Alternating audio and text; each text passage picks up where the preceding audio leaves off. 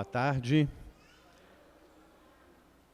Meu nome é Rogério Tavares, eu sou o presidente da Academia Mineira de Letras, uma instituição que nasceu em 1909, em Juiz de Fora, para promover a literatura e a língua portuguesa, e que celebra agora, em dezembro, 113 anos, sempre fiel aos sonhos dos seus idealizadores.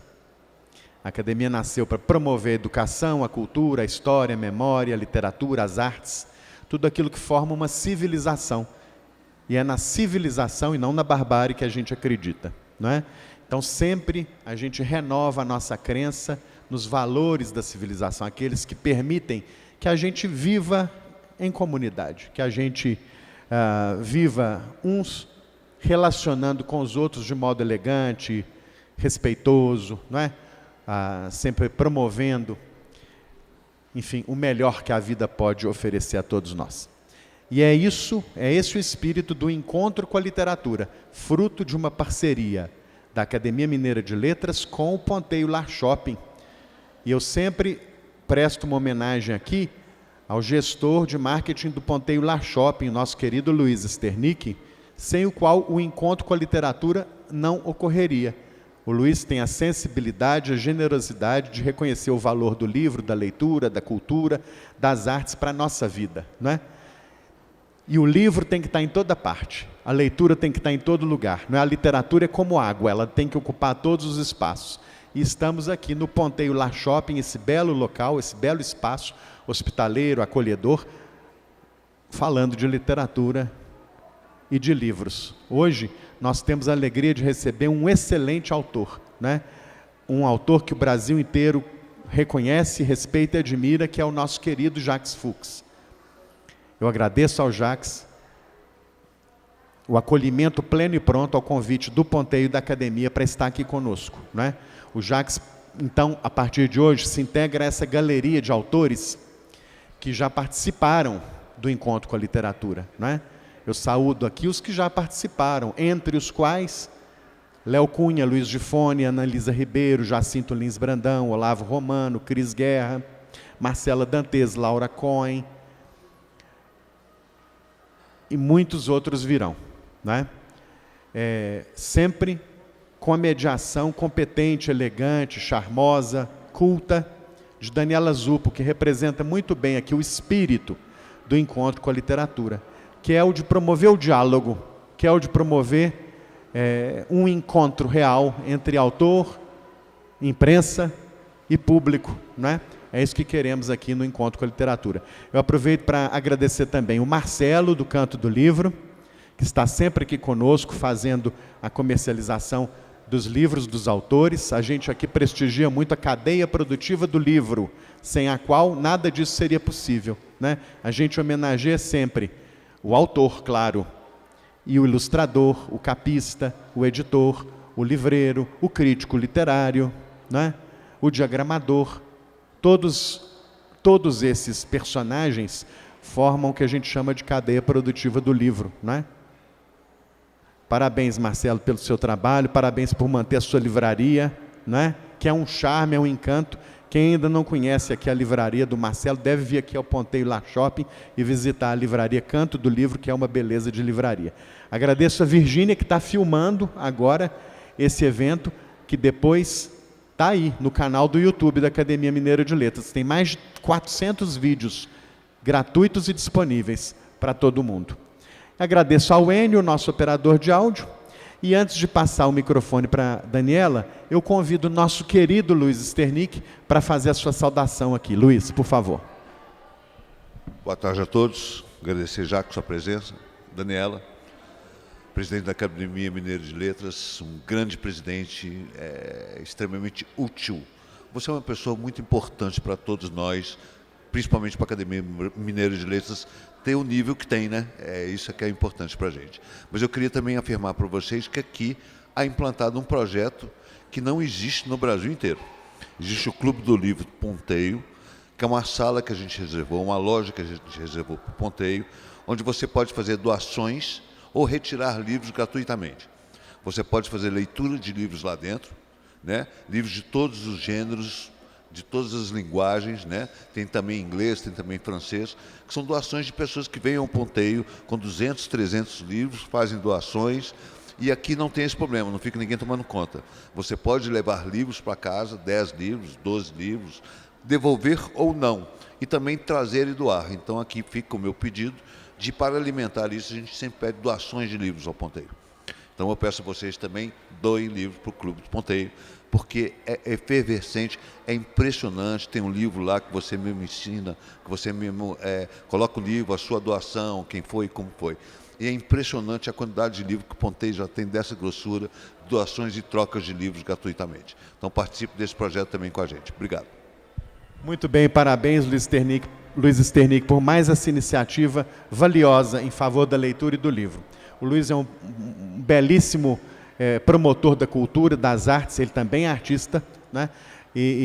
Mas também na qualidade de gestor do Ponteio Lar Shopping, ele é um benfeitor das artes e da cultura aqui no nosso estado. Agora, então, eu já passo o comando aqui da sessão para a nossa querida Daniela, que vai chamar o Jacques, mas eu peço para ambos os aplausos de boas-vindas de todos nós que aqui estamos. Boa tarde, sejam todas bem-vindas e bem-vindos. Quero registrar aqui, rapazes, que hoje completamos 1 ano desse projeto maravilhoso, Encontro com a Literatura. Abrimos em novembro do ano passado com o Luiz Gifone, como o Rogério mencionou, e para mim é uma alegria imensa ser a mediadora desse projeto, mas não apenas isso, é uma alegria imensa como leitora, como alguém que admira o mundo dos livros, é uma alegria fazer parte desse projeto com fôlego, né? E essa parceria entre 2 instituições, o Ponteio e a Academia Mineira de Letras, que estão apostando nesse projeto. Isso é muito importante, projetos com vida longa, projetos com fôlego. Então, parabéns aí aos 2 intrépidos rapazes, muito obrigada por esse convite. 2 recadinhos rápidos. Jacques Fuchs vai autografar os livros depois, que Marcelo já colocou ali à venda, vai autografar aqui nessa mesa, e essa conversa é aberta a vocês também. Então, se tiverem pergunta em algum momento, a gente tem um microfone que vai até vocês. Eu vou fazer uma breve apresentação do Jacques. Ele disse que não gosta muito de biografia, não, né, Jacques? Mas eu vou ser breve, prometo. Jacques Fuchs é ficcionista, ensaísta e tradutor, formado em matemática, mestre em computação, doutor e pós-doutor em literatura, foi pesquisador na Universidade de Harvard de 2012 a 2014. É autor dos romances Antiterapias, vencedor do Prêmio São Paulo de Literatura, Brochadas, Prêmio Nacional Cidade de Belo Horizonte, Mexugá, vencedor do Prêmio Manaus, Nobel, e dos infantis, O Enigma do Infinito, finalista do Jabuti, Um Labirinto Labiríntico, vencedor do Prêmio Paraná Digital, e As Coisas de que Não Me Lembro, Soul, e Mary Anning e o Pum dos Dinossauros. Seus livros já foram publicados na Itália, México, Peru, Israel, Estados Unidos e França. Correto, Jacques? Vou te chamar para cá, para a gente começar essa conversa.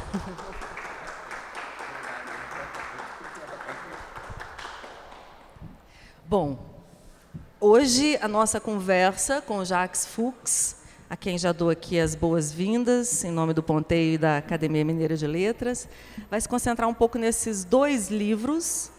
Então, vamos falar hoje sobre os dinossauros e sobre as coisas de que não me lembro sou. Seja bem-vindo, Jacques. São 2 livros infantis, porque eu confesso que as coisas de que não me lembro sou, eu não assumiria assim como um livro 100% infantil. Eu achei um livro extremamente assim, psicológico, psicanalítico, profundo. Você considera os 2 assim como livros infantis? Bom, primeiro eu queria agradecer a Daniela pela presença, Rogério pelo convite, Luiz pelo convite do Ponteio, uma alegria. Enfim, falar sobre literatura sempre é uma grande alegria. Independente do dia, da hora e das pessoas, né? E do tempo. E do tempo também, eu adoro falar sobre literatura. Bom, eu acho que literatura infantil, né? Eu acho que a gente tem uma visão errônea do que seria uma literatura infantil, né? Do que né, coloquialmente a gente imagina que a literatura infantil é algo, né, enfim, talvez menor, né? Inclusive as pessoas falam... Mais simples. Eu tenho um livrinho infantil, né? Enfim. E eu acho, assim como eu acho a literatura adulta, eu creio no mesmo na literatura infantil. Eu acredito em níveis de leitura, né? Então, por exemplo, se você faz um livro, enfim, o Jacinto, né, escreve um livro, né, tradução do grego, enfim, quando você conhece muito a literatura, você vai entrando mais a fundo na literatura. Então, você tem vários níveis de leitura, né? Os meus romances, por exemplo, você tem uma leitura, né, direta e uma leitura que você pode se aprofundar. Então, né, um hipertexto, sempre fazem, né, os meus livros sempre fazem referências a outras obras, a outros autores, a outras teorias e muitas teorias literárias. E eu acredito que a literatura infantil, né, que, né, muito longe de ser infantil, é uma literatura também que possibilita a entrada de diferentes leitores. Então, eu acredito que meus livros... Eu adoro ler meus livros infantis e acredito que sim, né, eu tenho recebido alguns feedbacks das leituras dos meus livros, dos pais falando, puxa, é o livro mais legal que eu já li, né? Então, por exemplo, esse livro, As Coisas de Que Não Me Lembro Sou, é um livro que fala sobre as coisas de que eu não me lembro, né? Enfim, e eu já vi crianças lendo, né? Teve uma vez, eu lancei o meu livro lá em São Paulo, aí uma criança chegou perto de mim e falou, mas você não se lembra de nada? Então a leitura de uma criança de 10 anos, As Coisas de Que Não Me Lembro Sou, é uma leitura bem... ao pé da letra, vamos dizer assim, né? Então você não se lembra? E ele começou a se questionar, várias crianças de 10 anos de idade vieram se questionar, mas eu me lembro. Aí começavam a conversar com os pais das coisas que eles se lembravam.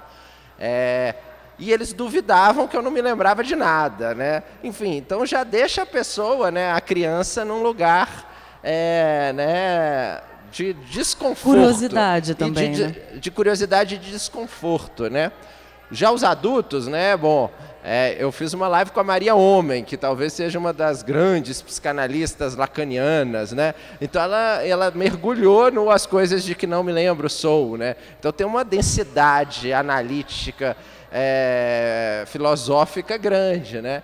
Então eu acredito nisso, Daniela, que os livros para adultos ou para crianças, se de qualidade, eles podem ser lidos sempre, né?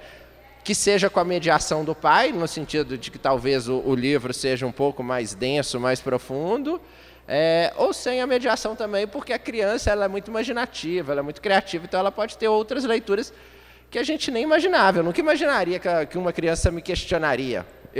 Você não se lembra de nada? Mas tem um traço nos seus livros infantis ou não, né, que eu acho que está em toda a sua obra.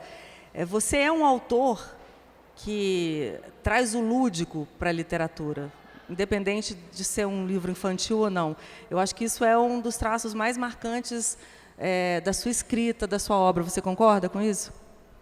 Eu concordo. E eu acho que assim, a grande, né, na verdade, a literatura infantil foi o que me salvou durante a pandemia, né? Porque eu me dediquei aos trabalhos de escrever biografias, de escrever livros para jovens e crianças. Por quê? Porque né, diferente da literatura adulta, né, parece que a literatura infantil ela recebe bem o lúdico, ela recebe bem a brincadeira. Parece que a literatura adulta, né, entre aspas, a pessoa tem que, né, cortar os pulsos, né? Aquela coisa... dificílimo, né? É dificílimo trazer o lúdico com sofisticação como você faz, né? Não, e eu sempre trago na literatura adulta também o lúdico, né?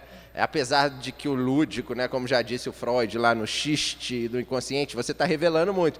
Então eu acho que por meio, através do lúdico, você pode fazer ironia, crítica, sarcasmo, né? E aí, enfim, nos meus livros, nos meus romances adultos, eu faço muito isso, né, falando da autodepreciação, né? Então eu faço a autoironia, então eu faço chacota comigo mesmo, então, mas no fundo eu estou fazendo muitas críticas a muitos temas, né? E é uma pena, né, que o adulto né, não queira saber mais desse lúdico, né? Porque o lúdico é muito bonito, né? E sei lá, né, eu acho que eu comecei a escrever também muito por conta do Philip Roth, que é um escritor judeu-americano, enfim, que fazia, né, muita ironia, muita crítica, muito sarcasmo. Então, acho que a literatura infantil, né, e esse livro, as coisas de que eu não me lembro são menos, né, o lúdico, mas o Mary Ann e o Pum dos Dinossauros, eu acho que tem muito do leve, do lúdico. Vamos começar então por esse aqui, As Coisas de que Não Me Lembro Sou. Vou ler um trechinho aqui para dar o tom, e aí a gente já começa a falar sobre ele. Não me lembro o motivo de ter gostado de matemática, de ter gostado de física, de ter gostado de esportes. Não me lembro porque deixei de gostar de todo conhecimento teórico. Não me recordo porque voltei a gostar de teoria. Não me lembro quando gostei de amar o amor e quando comecei a detestar o amor. Não me lembro de quantas meninas amei. Não me lembro quantas deixaram de me amar e quantas eu nunca amei de verdade. Não me lembro porque admirava a todo instante meninas com culturas distintas da minha e porque as depreciava por não serem judias. Também não sei quando tudo isso mudou, e nem se mudou. É um livro que você lançou recentemente, mas que, na verdade, ele surge de um texto que você escreveu em 2014 para a revista da Academia Brasileira de Letras. E interessante que, enquanto eu lia esse livro, sem saber ainda que ele tinha sido escrito anteriormente, eu fiz uma associação assim imediata com Antiterapias, que é o seu primeiro romance, e que foi escrito, na verdade, mais ou menos nessa mesma época, né, onde você estava ali mergulhado nessa relação entre literatura e testemunho, quando você estava em Harvard, né? Esse texto, eu acho que foi um texto assim, talvez o que mais fluiu, assim, né? Eu demoro muito para escrever, reescrevo muitas vezes, mas esse texto foi uma epifania, talvez. E tem um texto do Georges Perec, que é o escritor francês, que eu trabalhei durante o meu doutorado, que se chama Je me souviens, eu me lembro, né? E aí ele vai falando das coisas, enfim, que ele se lembra. E aí eu resolvi fazer um contraponto, né? Uma brincadeira com esse texto do Je me souviens, as coisas que eu não me lembro, né? E eu gosto muito do título, né? São as coisas das quais a gente não se lembra que nos fazem, né? E esse livro também tem uma questão muito interessante que eu conto num artigo que eu escrevi recentemente, que é o seguinte: a minha família, o próximo livro que vai sair um dos próximos que vai sair meu é a história da minha família vindo da Bessarábia. Bessarábia era uma comunidade judaica da Romênia muito grande, né, e que foi praticamente extinta, né? Meu bisavô veio de lá, meu bisavô morreu nos pogromos, foi assassinado, meu avô veio de lá. E durante a década de 60, o ditador russo, o ditador romeno, né, aquele que eu nunca sei o nome, você sabe falar? Ceausescu, esse, eu nunca sei falar o nome dele. Ele fez um projeto maluco, que era um projeto que ele queria aumentar a população romena em 5 vezes. Então ele obrigou as mulheres, né, ele criou até uma polícia menstrual, que as mulheres não podiam menstruar porque elas tinham que ficar grávidas, e as mulheres eram obrigadas a ter no mínimo 5 filhos. Então vocês podem imaginar que houve um boom né, de natalidade, mas as pessoas eram extremamente pobres. E no que elas eram extremamente pobres, elas abandonavam essas crianças nas ruas. E aí esse Ceausescu fez um orfanato, mas nesse orfanato ele proibiu que se desse carinho para as crianças. Então as crianças não podiam ser, além de ser amamentadas lá, né, elas não podiam ter nenhum tato, nada. E aí, em 1986, eles conseguem tirar ele do poder e vão atrás desses orfanatos. O pessoal dos Estados Unidos e da Inglaterra vão a esses orfanatos e encontram as crianças novinhas não chorando. Imagina, um lugar só de crianças e ninguém chorava. E outras crianças ficavam em movimentos compulsivos, né, como se fossem autistas. Então, essas crianças que não tiveram nenhum contato, nenhum carinho, a manifestação de afeto, elas, enfim, foi isso que aconteceu, né? Então existem vários estudos. E aí eu conto essa história, porque essa história, né, poderia ter sido a minha, porque a minha família também é da Romênia, né? E nesse livro, As Coisas de Que Não Me Lembro Sou, é justamente o contrário, né? Porque eu conto, né, o livro começa, né, eu não me lembro, né, de amamentar, eu não me lembro do amor materno, mas era só isso que eu sentia. Eu não me lembro do dia em que nasci. Do dia que nasci, né, do cheiro dos meus pais, do cheiro do leite, né? A Clarice Lispector tem um texto maravilhoso em que ela fala que do leite materno, né, que o leite materno só tem esse gosto absurdamente maravilhoso para criança, né? Então eu conto das coisas assim, né, desse super amor que a gente viveu, do qual você não se lembra, do mas qual que a gente não se lembra, né? mas que a gente só é assim. Essas crianças da Romênia, elas, enfim, não tiveram esse amor, né? E, enfim, se transformaram, né? É um problema de saúde pública lá na Romênia hoje, porque essas crianças, que é em torno de 100 mil crianças que não tiveram nenhum carinho, né, e cresceram, muitas viraram autistas, esquizofrênicos, enfim, é um problema grande de saúde pública. E eu conto talvez o outro lado, né, esse lado assim, que podia ter sido o meu, mas que foi o outro. Quer dizer, não lembrar essa memória da primeira infância, não lembrar do amor que você recebeu, talvez não deixe consequências tão visíveis quanto o amor que você não recebeu. Talvez seja mais fácil visualizar, né, tudo isso que a gente não lembra que viveu, mas que nos formou e que somos e que estamos, né, na ausência, né? Aí é uma seara gigante para os psicanalistas, né? Enfim, ó. Temos duas ali, ó, a gente pode perguntar. Mas é interessante porque você revisita nesse livro todas as memórias. A gente falou aqui da primeira infância, que são quase sempre memórias inacessíveis, né, para todos nós, e que são profundamente marcantes, como você disse agora, né, citando esse exemplo, mas também o livro é dividido em 3 partes. Então você tem, num primeiro momento, essa primeira infância, num segundo momento, essa juventude, esse momento dos desencontros amorosos, dos quais você não se lembra, vou dar uma piscadinha aqui, e depois na vida adulta. Né? Quer dizer, você não está aqui só recorrendo às deslembranças da primeira infância. Eu acho que eu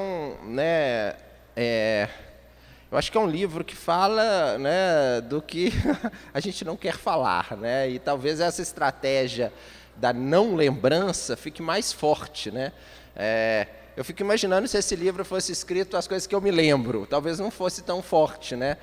As coisas que a gente não se lembra, porque tem muitas coisas realmente que a gente não se lembra, né? A questão da memória é uma questão muito interessante, né? Porque a gente não se lembra de coisas que a gente quer se lembrar, a gente esquece de coisas que a gente não gostaria de esquecer, a gente inventa coisas que a gente não viveu, né? A gente esconde, enfim. Então é um processo muito, muito interessante, esse processo da memória, né? Então, esse livro explora essas questões, assim, nas minúcias, né? Tem uma parte aqui que eu gosto muito, né? E é uma parte que eu vou trazer nesse meu novo livro, mas é uma parte assim bem tocante, né? Vou ler esse pedacinho que eu sempre me lembro, de escrever. Não me lembro de descobrir o fabuloso mundo que se desvelava com a minha alfabetização. Mundo imponderável para meus avós e bisavós. Não me recordo de trazer para a aula o nome e a profissão dos meus pais, avós, tios. Não me lembro de construir a árvore genealógica da minha família, de escutar sobre a origem dos meus ancestrais e dos ancestrais de meus amigos. Não me lembro de me dar conta de que as professoras não eram judias, de que o mundo não era judeu, de que tatuagens com números estranhos nos braços dos avós não eram coisas normais, comuns e cotidianas. Não me lembro de estranhar o nome Auschwitz ou de compreender que genocídios não eram coisas cotidianas e banais. Não me lembro de associar as palavras barbárie, poesia e amor.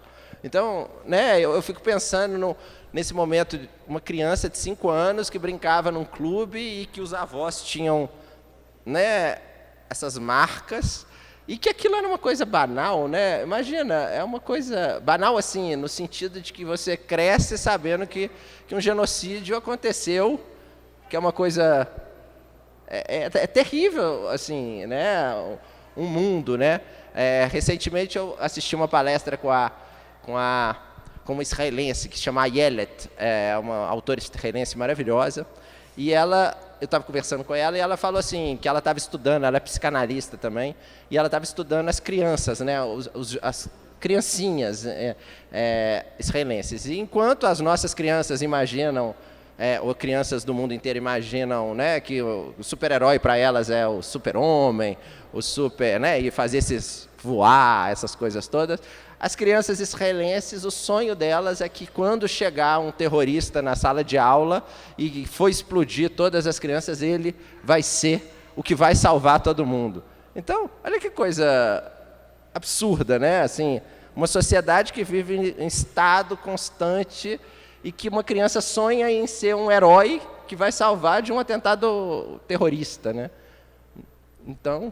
Já que você falou, né, leu esse trecho que remete às suas origens, né, e isso também é algo recorrente na sua literatura, a cultura judaica, as suas origens, como isso atravessa todos os seus livros de alguma forma, né, seja na própria narrativa, seja em determinados personagens.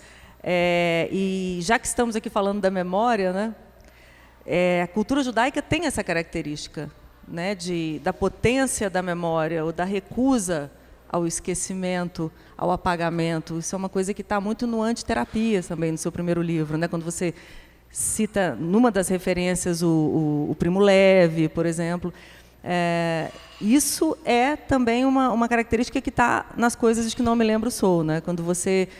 Desde criança, eu li naquele primeiro trecho, né? Não me lembro do momento em que eu percebi que eu era diferente, que é uma coisa que acontece na infância com quase todo mundo. Em algum momento você, de fato, tem que encarar o fato de que alguma coisa é diferente ali na sua história. Você não é igual a todo mundo, né? Eu acho que Quer dizer, eu fiz duas perguntas em uma, mas responde a que você preferir primeiro. Eu me lembrei, né? Tem um mandamento, que não é um mandamento dos 10 mandamentos, mas é preciso lembrar de não se esquecer. Então, tem um termo em hebraico que fala isso. Então, é preciso lembrar de não se esquecer. Então, eu acho que... Que é a questão do memoricídio do Holocausto, né? Exatamente. Todos os genocídios, de alguma forma, querem acabar com a história das pessoas. Inclusive, os museus do Holocausto no mundo inteiro, né, são museus que hoje resgatam as memórias, né? Então, por exemplo, se você vai no Museu do Holocausto, se você foi no museu há 20 anos atrás, ou há 5 anos atrás, você vai ver que hoje tem umas fotos, e essas fotos eles querem contar, né, aquelas fotos perdidas, mas eles querem encontrar o nome daquelas pessoas. Então, sempre tem lá no Museu de Washington, de Israel, de Curitiba, enfim, tem assim, se você conhece alguém, sabe alguma história de alguém dessas fotos, por favor, nos conte, porque essas histórias são importantes, né? Eu estava escrevendo, né? Estou escrevendo um livro sobre o meu período em Harvard e eu conto a história também do Nicolau Shevchenko. Não sei se vocês conhecem, o Shevchenko era talvez o nosso maior pensador erudito. Ele tem nome russo, mas ele era professor da USP de história, né? Recomendo um dos 50 livros mais importantes recentemente publicados. Que foi, né, na lista dos mais importantes livros do Brasil, né, publicado, se chama Revolta da Vacina, do Nicolau Shevchenko. E ele chegou a ser professor em Harvard, né? Enfim, e a gente tinha um contato próximo lá, e ele me conta também uma história que eu senti, assim, né, que ele falou também que ele era uma família, né, de russos em São Paulo. E aí, um belo dia, quando ele vai para a escola, ele volta chorando para os braços da mãe. Mãe, você me colocou numa escola de estrangeiro, eles estão falando uma língua que eu não entendo. Aí a mãe vira para ele, não, estrangeiros, nós que somos os estrangeiros, né? Porque eles falavam russo.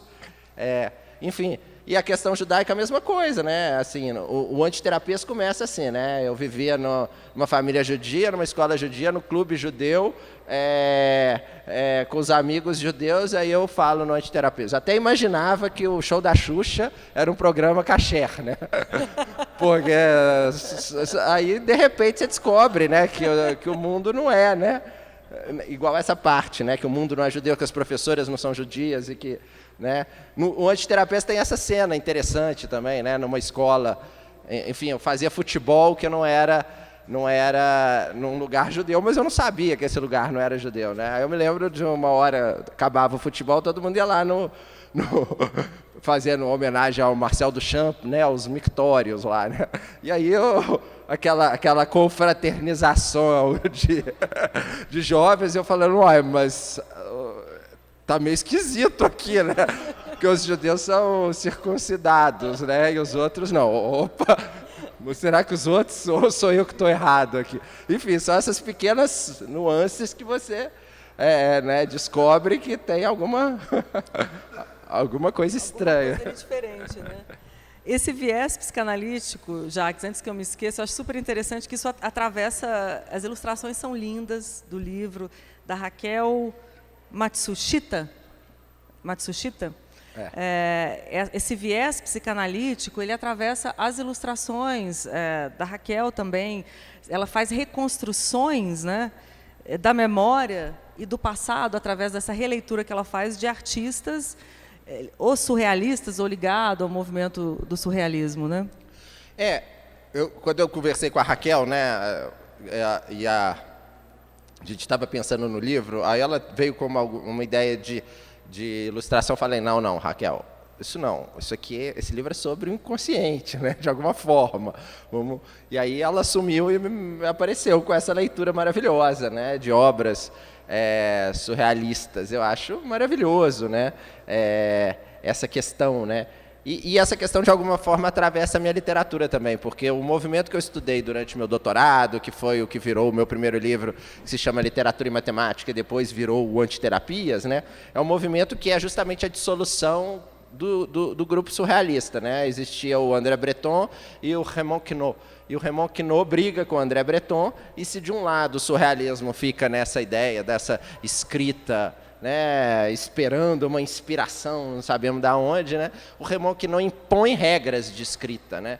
Então, a partir dessas regras de escrita, que um dos recursos é usar a matemática para se escrever, que eu fiz a minha carreira, né, que eu comecei a minha carreira. Então, acho que essas coisas, de alguma forma, conversam, né? Totalmente. Esse papo que você teve com a Maria Homem, a que você se referiu anteriormente, vocês foram muito por aí, nessa questão da literatura e do inconsciente, que é um tema que a gente tratou muito aqui no evento anterior com a Ana Cecília, que é escritora e psicanalista, e que está muito na sua obra. Não só aqui, esse livro como você disse, isso é muito claro, né? É uma leitura está muito na primeira camada, mas no Antiterapias também você faz essa ligação que tem a ver com as suas pesquisas acadêmicas, né? Queria que você falasse um pouco disso, né? Como desse lugar, no caso desse livro, desse lugar das memórias individuais ou coletivas, como você falou aí do judaísmo, né? E como isso vai desaguar na literatura.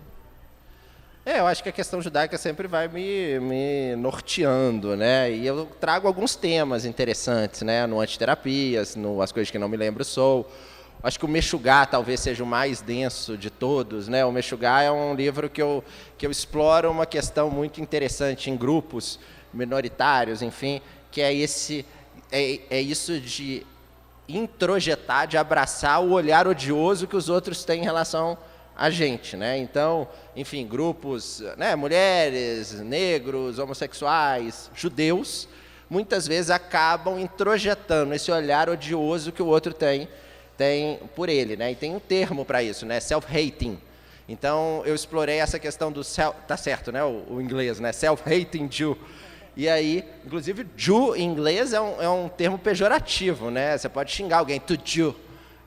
Eu fiz um estudo sobre isso em francês também. Enfim, então o Antiterapias não, o Meshugá trabalha com essa questão do auto-ódio, né? Então eu pego personagens judeus verdadeiros que acabaram se auto-odiando, né? Então, por exemplo, eu conto a história de um que se chama Daniel Burrus, que era super religioso, em algum momento ele passa a não gostar dessa questão judaica, e aí, enfim, ele se esconde a origem judaica dele, cria o Ku Klux Klan, ele vira um membro judaico da Ku Klux Klan e cria o Partido Nazista americano. E aí, enfim, depois que descobrem essa história, você imagina o que aconteceu, né? Enfim, e outros personagens também que tiveram essa questão, né? Então, enfim, eu vou contornando, né? Eu não sou psicanalista, não sei nada, mas eu... A Maria Homem discorda. Ela chegou a perguntar para ele na live se ele não ia clinicar. Vou ler mais um trechinho aqui, antes da gente falar um pouquinho mais sobre memória e esquecimento, e acho que a gente pode falar um pouco sobre Borges. A gente tem que falar sobre os puns também. Mas a gente tem tempo ainda. Vamos falar sobre pessoas interessadas em puns, né? Mary Anne e o pum dos dinossauros. As crianças estão interessadas. Você quer ler algum? Temos crianças. Então vamos falar um pouco aqui da Mary Anne e a gente volta. Que é uma história, Mary Anne e o Pum dos Dinossauros, esse seu novo livro infantil, que é uma história real dessa paleontóloga, né, essa inglesa que de fato existiu. E você vai contar a história dela muito melhor do que eu, obviamente, mas eu vou te confessar aqui a minha ignorância. Eu não conhecia a história da Mary Anne, que é simplesmente uma mulher importantíssima para a ciência, a primeira, não a primeira mulher, a primeira pessoa a descobrir um fóssil de dinossauro, isso mesmo? Essa história é fantástica, né? Porque, enfim... Fantástica, absolutamente fantástica. E eu acho que você deve ter sido um dos primeiros a escrever sobre ela. Vou arriscar dizer aqui, no Brasil, com certeza. A biografia completíssima, assim, fui eu. Mas a grande questão da Mary Anne, né, e as meninas vão gostar aqui, que, né, esse mundo dos dinossauros talvez seja muitas vezes fechado para os meninos, né? Eu estava discutindo, inclusive, lá na Companhia das Letras, que todo o marketing, todo as camisas, os brinquedos de como dinossauros... Como se só os meninos gostassem de dinossauros. São voltados para os meninos. E a pessoa mais importante para trazer os dinossauros para o mundo foi uma menina. E uma menina nova, né? A Mary Anne era uma menina que morava em Lyme Regis, que é uma região da Inglaterra que, né, por acaso, por sorte, por destino, né, era uma região muito privilegiada em fósseis. Então, ela, com o pai dela, ela era extremamente pobre, não estudou, nunca foi para a escola, ela aprendeu a ler e escrever na escola dominical, né, da igreja aos domingos. Eles caçavam fósseis, né, na verdade, um fóssil que ela gostava muito era aquela amonita, que é tipo um caramujinho, né? Enfim, que é um fóssil de 65 milhões de anos, tem uma imagem dela, e eles vendiam esses fósseis, né? Primeiro que não existia nem o termo fóssil e nem o termo paleontologia, né? Eles chamavam isso de curiosidades, né? Porque não se sabia... Qual foi o tempo em que ela viveu? Ela viveu em 1799, ela nasceu em 1847. Então, ela morreu com 48 anos, bem nova, né? E essa é a fase também do Darwin. O Darwin estava começando a fazer esses estudos dele, inclusive o Darwin cita a Mary Anne, né? Falando que existia uma menininha que, enfim, fez coisas maravilhosas, né? Só que a grande questão da Mary Anne, e agora ela está sendo resgatada, é porque ela descobriu os dinossauros, ela revelou a história dos dinossauros, só que tudo que ela descobria, os homens roubavam. Então, existiam os professores na Universidade de Oxford que iam lá em Lyme Regis, pegavam as descobertas da Mary Anne, colocavam no Museu de História Natural da Inglaterra e falavam, foi a gente. Né? Inclusive, o cara que é considerado o pai da paleontologia moderna é um cara que roubou as descobertas da Mary Anne, né? Então, e é muito fantástico. E essa ideia dos puns, né, que é muito interessante também, é um estudo profundo de puns, né? Porque, enfim, será que todo mundo solta pum? Assim, todos os animais soltam puns? Isso não é uma coisa... não é um consenso? Não é um consenso entre os cientistas, né?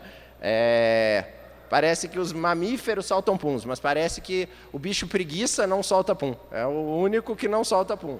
Porque tem preguiça. É muito interessante. Isso. Parece que alguns marinhos não soltam puns. Parece que as aves não soltam puns. E aí é um grande mistério se os dinossauros soltavam ou não puns, porque se os dinossauros são da turma das aves, talvez eles não soltassem puns. Mas eles podem também ser da turma dos ruminantes, né? Alguns... Isso tudo você pesquisa quando faz o livro? É. Então, quer dizer, para escrever a história da Mary Anne, você vai estudar paleontologia, você vai estudar história. Impressionante, né? Você vai estudar o pum dos mamíferos. E essa história também foi muito interessante, porque quando eu fiquei em Harvard... Eu estou falando isso, gente, porque eu vou perguntar como é que... A próxima pergunta é como é que ele acha tempo para escrever tantos livros e fazer tantas pesquisas, assim. Esse livro, inclusive, foi muito interessante, porque quando eu fiquei em Harvard, eu fiquei muito amigo de uma professora da Universidade de Harvard, que se chama Márcia Castro. Ela, inclusive, ficou uma das mais famosas durante a pandemia. Ela fazia muitas lives com o Átila. Eu acho que alguns seguiram o Átila. E a Márcia Castro, a história dela é que ela foi a primeira mulher a ser chefe de departamento da Faculdade de Saúde Pública de Harvard. E a primeira mulher a conseguir tenure, que é a estabilidade. E aí ela tem acesso a umas coisas lá, né, uns acessos exclusivos, e eu ficava pedindo para ela, Márcia, acha para mim tal artigo, né?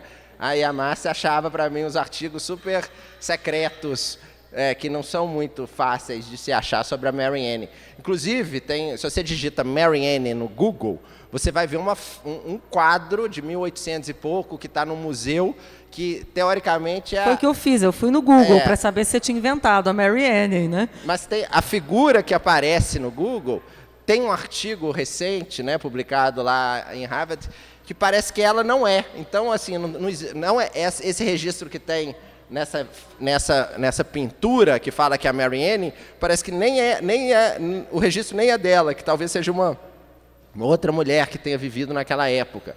Então não se sabe, né, quase nada sobre a Mary Anne, embora lá no Museu de História Natural da Inglaterra agora já tenha salas Mary Anne, porque eles estão resgatando, trazendo a história dela. Inclusive tem uma escritora... Eu queria te perguntar como é que você tomou contato com a história dela.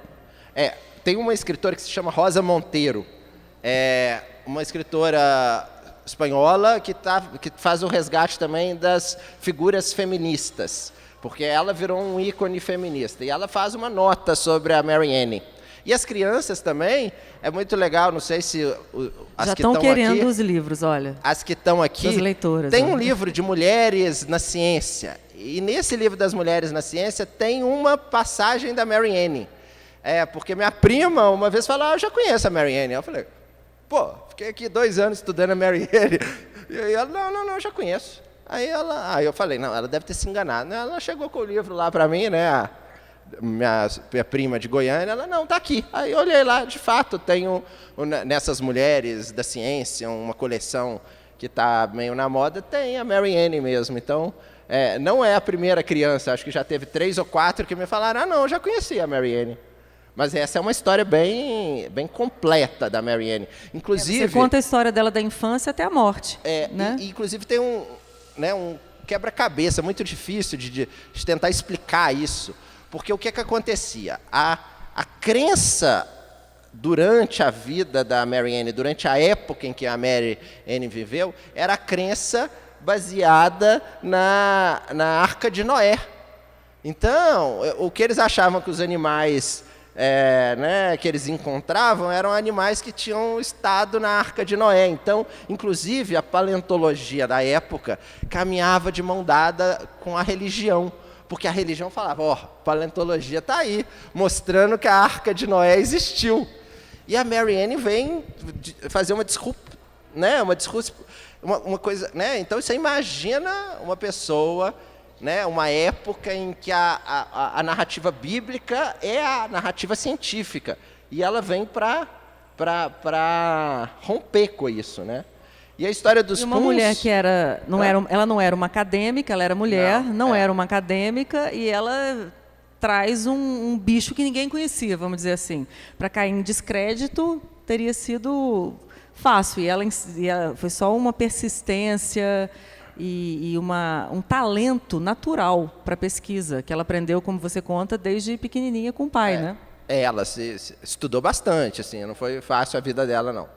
Inclusive, tem que ler agora mais para saber, mas é muito bacana, porque é um personagem novo, né? Para mim, era, sem dúvida nenhuma, interessante esse viés feminista que você traz para contar a história, não só por ser sobre dinossauros, esses, como você mesmo disse, esses bichinhos, né, que se associa sempre aos garotos, né, como o que essa mulher teve que fazer, lutar e estudar para conseguir. Então, é muito, muito, muito bacana mesmo, a Mary Ann e o Pum dos dinossauros.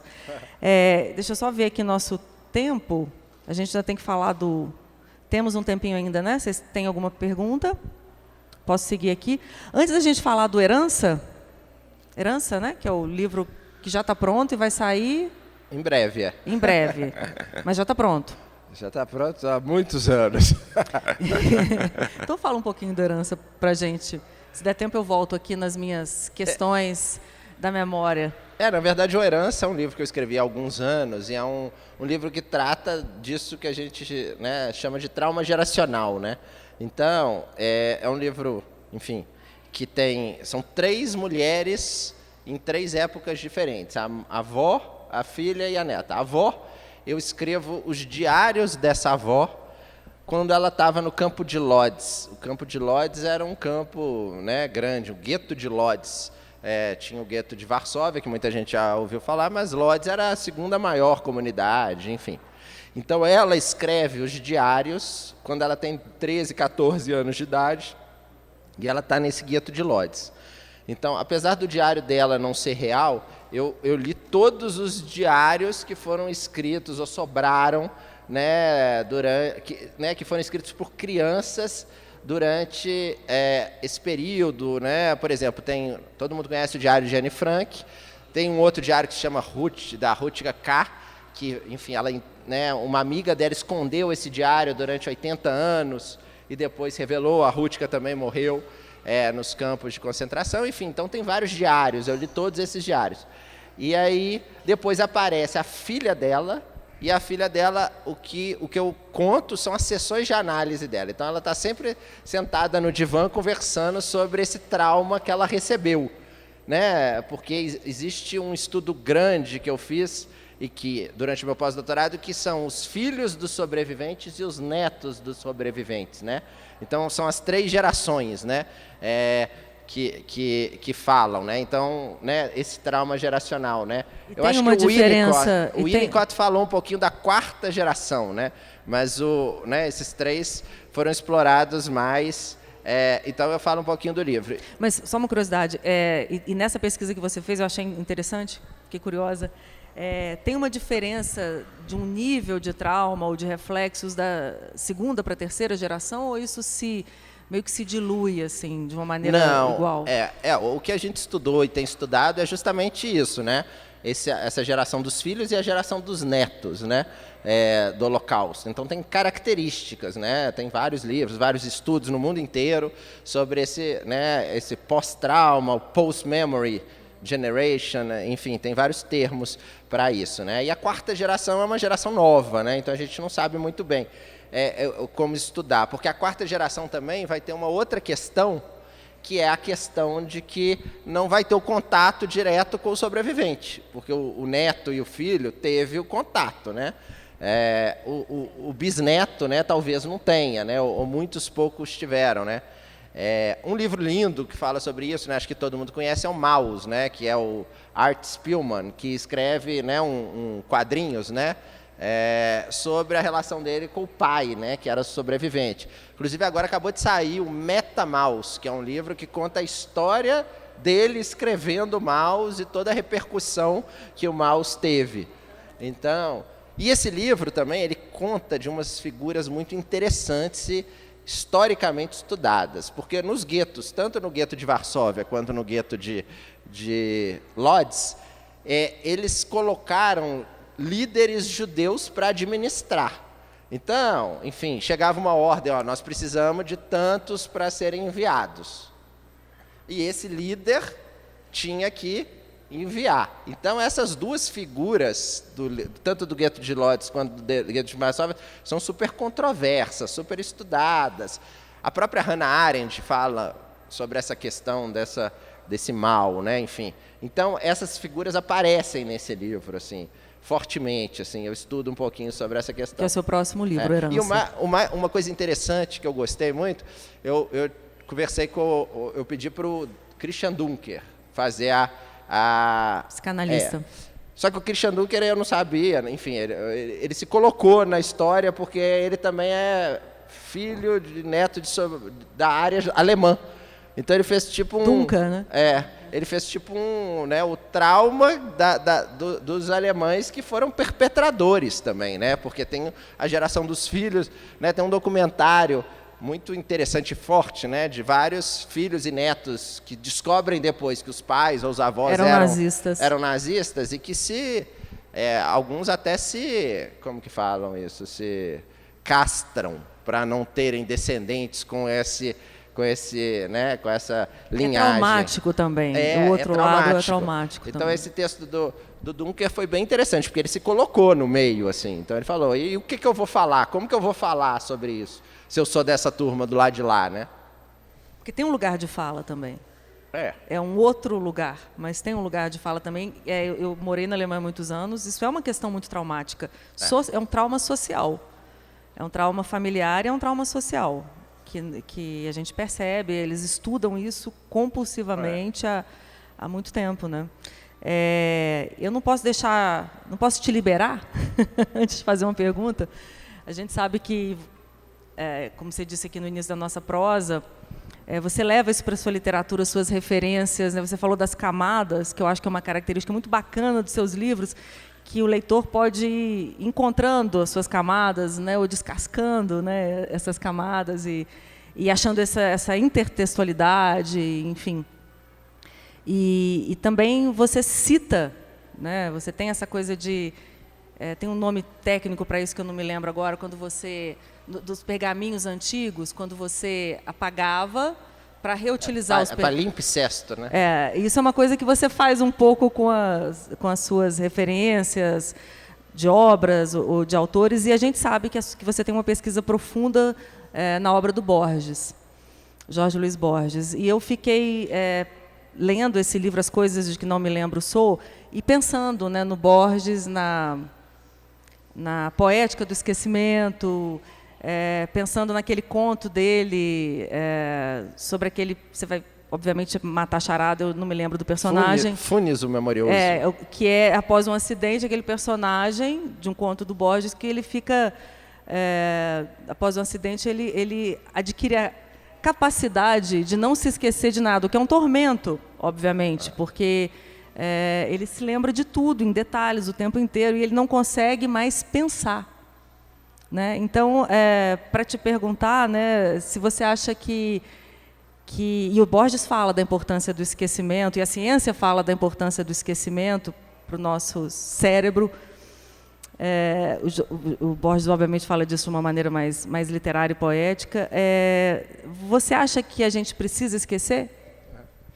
Inclusive, essa citação está no final do livro, né? Eu não queria dar spoiler, agora você deu. É um pós-escrito, né? Ela aparece aqui. Aí tem a citação do Borges, né? Suspeito, entretanto, que não era muito capaz de pensar. Pensar é esquecer diferenças, é generalizar, abstrair. No abarrotado mundo de Funes, não havia senão pormenores, quase imediatos.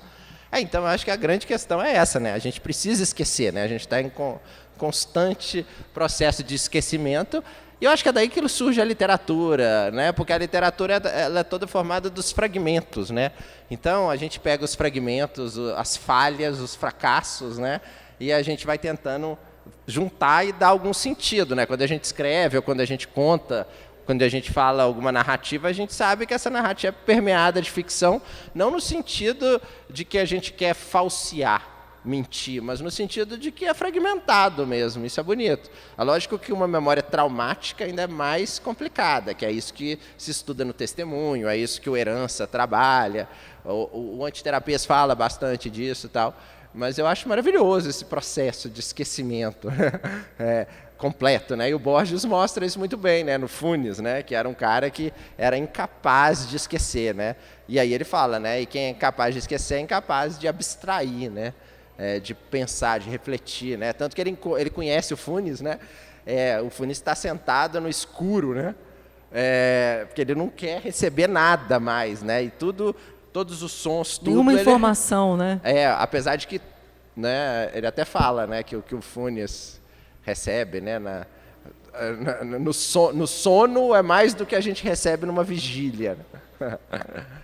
Bom, e depois dessa fala brilhante, vamos encerrar com um trechinho, se ninguém tiver uma pergunta, obviamente. Eu tenho um problema, eu sempre marco e depois eu me esqueço do trecho que eu queria ler. Não sei se acontece com todo mundo ou se é um problema meu. Mas esse eu já li. O que estava dobrado, eu dobrei rapidinho aqui enquanto eu estava lendo. Mas redobrou. Tem alguma página que você queira, que você acha bacana? Então vou lá. Perguntas? Ou eu posso concluir nossa conversa? Temos uma ótima. Enquanto isso eu acho aqui, Rogério. Jacques, a sua literatura, toda ela tem muito humor. Eu queria que você falasse um pouquinho sobre isso. O que é o humor para você? O riso, né? Você citou aí um pouco a ironia, o sarcasmo. Foram palavras que fizeram parte da sua fala de hoje. Mas o humor está ali como uma presença permanente, né? Em todos os livros seus. Tem um livro seu atualíssimo, que você não mencionou, que é o Brochadas, que é um livro ótimo. E, enfim, o próprio título já é muito bem-humorado, mas eu queria que você falasse um pouquinho sobre o humor, sempre foi muito importante para a literatura, né? Enfim, queria uma palavra sua sobre isso. Para a literatura e para a vida, né? Sempre, meu Deus. Eu gosto, né, assim, da literatura, né, desse viés humorístico, né, desse humor judaico, enfim, né, Woody Allen, enfim, que embora esteja cancelado hoje em dia, né, tem tantas figuras canceladas, né? Recentemente eu escrevi sobre uma biografia infantil sobre o Picasso, e o Picasso também está cancelado, né, não sei se vocês viram. Inclusive, se alguém tiver um Picasso aí em casa, vende, porque vai cair de preço, né, porque saiu 2 teses de doutorado lá na Espanha, contando das relações que ele tinha com as ex-mulheres abusivas e que 2, inclusive, se mataram por causa disso, né? Então, enfim, se você tiver um Picasso, vende, viu, Rogério? Eu estou pensando em leiloar os meus 4 que eu tenho lá em casa. Enfim, mas eu acho que o humor é isso, né? Assim, eu acho que a possibilidade de você falar de assuntos muito sérios, né? Enfim, de alguma forma, talvez um pouco mais leve. E é difícil fazer humor, né? Eu gosto dessa linhagem, né? Enfim, Woody Allen, Philip Roth, Saul Bellow, Isaac Bashevis Singer, que são escritores judeus que vão muito para essa área do humor, né? O próprio Freud, né? Quando ele fala dos xistes, enfim, que são muito interessantes. Então, eu exploro isso, né? É o que eu disse, né? Eu acho que isso é muito mais bem-vindo na literatura infantil, juvenil, do que na literatura adulta, né? A literatura adulta, de alguma forma, né, tem que ser aqueles né, nietzschianos, né? Parece que a literatura tem que ser sempre séria, né? Enfim, sisuda, né? E eu acho que não, né? Mas, enfim, é o que eu tento fazer, né? Talvez esses meus próximos romances que estão saindo, né? Que é o Herança, a história lá da Bessarábia, né, do meu pai, enfim, que agora eles chegaram. Esses não tem muito humor não, sabe, Rogério? O de Harvard até que tem. Esse Mexugar também é bom que eu pego dá para pegar na mentira, sabe? Adorei seu livro, ri bastante, adorei o Mexugar. Aí eu falo, te peguei, porque você não leu o Mexugar. Pode até ter lido os outros, mas você pode ter lido os outros. Mas o Nobel é muito divertido, né? Porque muito. O Nobel sou eu recebendo... A gente tem um papo ótimo no meu canal sobre o Nobel. O Nobel é legal. Divertidíssimo. O livro é maravilhoso. Que você escreve a partir de um discurso do Kafka. Exatamente. O Kafka tem um discurso também super engraçado, né? Tem um texto do David Foster Wallace que é maravilhoso, que ele fala assim, eu tento ensinar para os meus alunos que Kafka é engraçado. E todo mundo fica lá sem entender, não, Kafka é engraçado. E Kafka é engraçado, né? E aí esse texto, que é um texto bonito do Kafka, que justamente chama Relatório para a Academia. E ele coloca um macaco discursando para a academia, né? Ou seja, e aí ele fala assim, vocês me fizeram agora humanizar, né? Obrigar. Ou seja, ele está descendo, né, o cacete na academia, né, de alguma forma. E eu me lembro que o seu livro acho que saiu naquela, se não me falha a memória, justamente naquele momento em que todo o prêmio foi colocado em xeque, os escândalos da Academia Sueca. Então, ainda teve Em 2018 eu fui o único agraciado com o Nobel, porque o prêmio foi cancelado e tal. O grande problema é que eu lancei, inclusive, discurso. Inclusive tem uma regra, né, o Nobel. Na década de 70, quando o Jean-Paul Sartre recusou o Nobel, foi um vexame para a academia sueca, né? Aí a academia sueca impôs uma regra, né? A regra é a seguinte: uma vez que você recebe o prêmio, você não pode recusar esse prêmio, porque você está de acordo a estar concorrendo. Só que para você ganhar $1 milhão, você precisa entregar um discurso. Você se lembra quando Bob Dylan ganhou há pouco tempo? Mandou a Pat Smith, né? Ele tinha 6 meses para entregar um discurso. Se ele não entrega o discurso em 6 meses, ele continua sendo um agraciado, mas ele não ganha $1 milhão. Bob Dylan, judeu, né, obviamente, mandou o discurso faltando 15 dias e ganhou $1 milhão. Né? Acredito que $1 milhão e mandou a Pat Smith representar, né? Acredito que $1 milhão para o Bob Dylan não ia fazer muita diferença, né? Mas mandou, né? E no meu caso, eu já tenho o discurso pronto. Agora só falta eu ganhar $1 milhão, né? Todo ano eu fico com o celular esperando a ligação lá da academia sueca, né? Essa semana a Arnaud, né? Arnaud que fala, não sei. Ela tem uma... Quem gosta disso entra no canal do Nobel, que muitas vezes eles colocam os áudios das pessoas sendo comunicadas na hora, né? Então tem os caras, para de encher meu saco, aí desliga. Não, isso é mentira. Aí desliga, tal. A Arnaud falou, não, vocês estão enganados, né? Não é comigo, não. Tem uma que ganhou o prêmio Nobel também, uma inglesa, esqueci o nome dela. Daqui a pouco eu lembro. Aí tem um vídeo no YouTube muito bonito, que ela estava num fim de semana num lugar que não tinha acesso, né? E aí ela chega num domingo à noite, ela sai daqueles carros, aqueles táxis ingleses, aqueles bonitos, pretos, né? Aí na hora que ela sai, assim, a casa dela lotada de repórter, não sei o quê, sai o marido dela carregando uma alcachofra. E aí ela, o que vocês estão fazendo? Aí o cara fala, você não sabe o que aconteceu? Ela fala, não. Aí ela, você ganhou o prêmio Nobel de Literatura. Ela fala assim, puta que pariu. Porque ela já queria ficar tranquila e não sei o quê. É impressionante, a gente viu isso recentemente, né? A Annie Ernaux, né? Os livros dela aqui no Brasil se esgotaram rapidamente, então ainda tem um peso violento. Bom, os livros do nosso futuro Nobel, Jacques Fuchs, já estão aqui com o Marcelo, ele vai autografar depois. Agradecer a todos vocês pela presença, lembrando que os nossos encontros aqui são mensais. Nosso próximo convidado é o jornalista e escritor Carlos Marcelo, no dia 19 de novembro, um sábado às 5 da tarde. Jacques Fuchs, super obrigada pela presença, como sempre, um ótimo papo. Obrigada. Foi ótimo, obrigado a vocês. Deixa eu só ler o trechinho que eu fiquei devendo. Vamos lá, é tão bonito, tem que ler.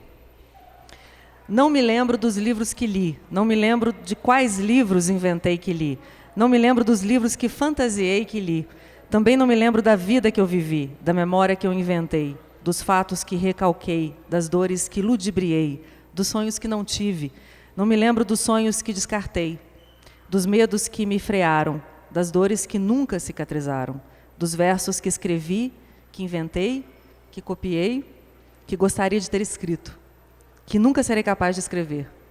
Também não me lembro de todas as idealizações do amor, de todas as invenções que depositei no outro, de todo o amor que tive somente pelo espelho.